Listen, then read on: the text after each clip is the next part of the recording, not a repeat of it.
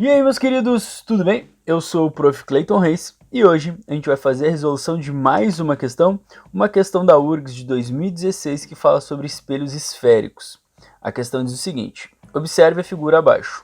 Bom, dá aí uma imagem e agora ela explica, né? Na figura, E representa um espelho esférico côncavo com distância focal de 20 centímetros. E O, um objeto extenso colocado a 60 centímetros do vértice do espelho. Assinar a alternativa que preenche corretamente as lacunas do enunciado abaixo na ordem em que aparecem. A imagem do objeto formada pelo espelho é, vírgula, daí tem mais uma outra para preencher ali, e situa-se a outro espaço, né, do vértice do espelho. Então a gente tem que preencher essas três lacunas, estão ali as respostas. De acordo ali, ela pode ser real, virtual, direita, invertida e a distância, né, que essa imagem se encontra. Bom, vamos organizar aqui a imagem primeiro para a gente entender o que acontece. Ó. Primeiro, a gente sabe que a distância focal ela é 20 centímetros e a questão está me mostrando que o lado, né, desses quadradinhos que aparecem, desse plano quadriculado, mede 10 centímetros.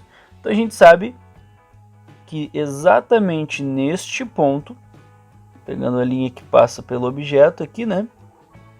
Exatamente neste ponto, nós temos a distância focal. Por que exatamente aqui, né? 20 centímetros, de acordo ali com a informação que nós temos, né? Cada quadradinho dá 10 centímetros, são dois quadradinhos, 20 centímetros, então. Bom, a gente sabe também, então, que o centro desse espelho, ele se encontra aqui. Porque o centro, ele é justamente o dobro do foco, né? Se o foco são dois quadradinhos, no caso total de 20 centímetros, o centro ele vai ser 4 quadradinhos, um total aí de 40 centímetros. E aqui está o objeto, né? Exatamente a 60 centímetros, como a questão fala. Bom, primeira coisa é organizar isso. Olhando ali a situação, a gente consegue então definir que essa é aquela situação do espelho côncavo. Lembra que o espelho côncavo ele tem 5 casos, né? 5 casos de imagem. E essa é aquela situação onde o objeto está além do centro. Geralmente mostrado nos livros como sendo o 5º caso do espelho côncavo, objeto além do centro, né, ou depois do centro. E toda vez que o objeto estiver além do centro, a imagem ela vai ser automaticamente uma imagem real, uma imagem invertida e uma imagem de tamanho menor. Então essas 3 características são referentes à imagem. Isso é uma coisa, né, que o aluno pode decorar, facilita um monte e só com isso tu já matava a questão, porque a imagem do objeto formado pelo espelho é, então, real, saem as 3 últimas, invertida, sai a alternativa A e me sobra somente a alternativa B para essa questão. E daí tá, né, resolvida a questão. Então essa seria a maneira mais rápida, né, de resolver. Outras maneiras que o aluno poderia encontrar para resolver seria fazendo o traçamento dos raios, né, fazendo o traçamento dos raios ali, os raios principais, né, que a gente aprende. E daí como é que ficaria, né? Bom, pega aqui o objeto, traça um raio paralelo em relação ao eixo principal. O eixo principal é essa linha tracejada que eu botei de vermelho. Paralelo ao eixo principal, ele bate no espelho e reflete na direção do foco. Até já ficou no ângulo certo ali. Vou trocar a cor aqui, vou botar a cor verde agora, para pegar o segundo raio notável, né? Aí vamos colocar aqui uma outra reta, diagonal aqui, e usar o seguinte, né? Raio na direção do foco, ao bater no espelho, ele vai refletir de forma paralela. Lembra que o ponto de encontro dos raios refletidos indica a posição da imagem, né? Indica a parte da imagem que a gente imaginou os raios saindo. Nesse caso, a imagem ela ficaria assim, ó, de cabeça para baixo, né? No caso, invertida. Ela está se formando fora do espelho com os raios, né? Não com o prolongamento, o que caracteriza ela como uma imagem real. E fazendo isso, eu já matava até a questão da distância, né? Olha ali exatamente onde deu a posição da imagem.